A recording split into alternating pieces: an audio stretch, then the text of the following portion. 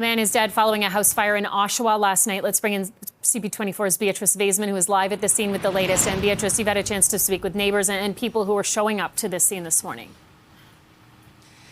I have, absolutely, Courtney, and there's neighbors out right now saying you've got to talk about how good of a man he was. And by he, it's a 76-year-old Bruce Scarlett. That's how neighbors have identified the man who lived here at this home. This is Centre Street South, north of the 401, west of Simcoe Street South. And you can just see just the horrific damage to this home, charred completely inside.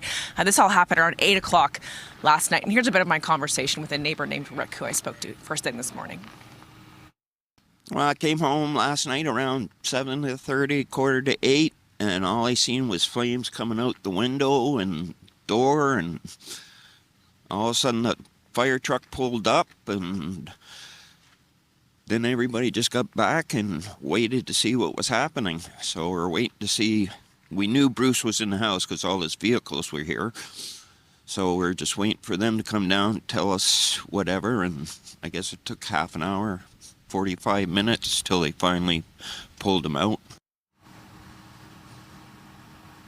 And tragically, he was pronounced dead in hospital overnight as well. Courtney and Nick, I want to bring in Durham Regional Police Constable Nick Gluckstein here at the scene. Constable, tell me about what you can about this investigation here. Yeah, absolutely. So at approximately 7:50 p.m. last night is when our officers received the call for the fire, the residential fire.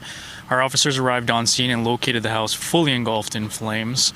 Now, the fire department was on scene and they attempted to enter the residence through the front of the house. Unfortunately, they were unable to because of multiple obstructions.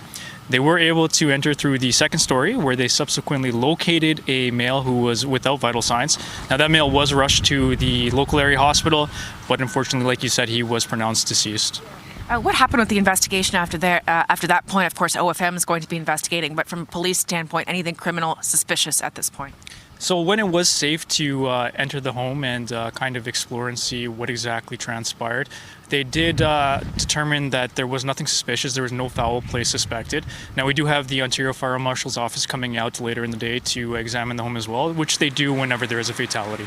Are we still looking for any witnesses, Constable, as well? Do you need more people to come forward who might have seen anything? Absolutely. So anybody who was in the area, anybody who may have surveillance video, any dash cam, cell phone footage, we implore them to come and speak with our investigators just so we have a better understanding of exactly what transpired, what led up to the fire, and any circumstances in terms of people being in the area as well. Just to confirm, this gentleman was home by himself. There was no one else in the home that had to be saved by first responders. That's correct. So there was only one male located in the residence. That was the homeowner, and we have no reason to believe that there was anybody else in the home at the time of the fire. Are there any supports being provided to family and to next of kin at this point? Absolutely. So as we often do, we have our victim services and multiple other organizations that we offer to the family, as well as, friends and other people who may have known the victim, just to assist in these hard times. Constable, thank you very much for your time. Appreciate it. My pleasure. So the Ontario Fire Marshal's investigators will be here at the scene around 1 o'clock this afternoon, I'm told. That's when they're expected here, Courtney and Nick, to they'll look at cause and origin of this fire. But as you heard Constable Gluckstein say at this point, nothing to suggest anything criminal or suspicious in nature. Back to you. Okay, CP24's Beatrice Vaisman reporting live in Oshawa with the latest on this tragic fire. Beatrice, thanks so much.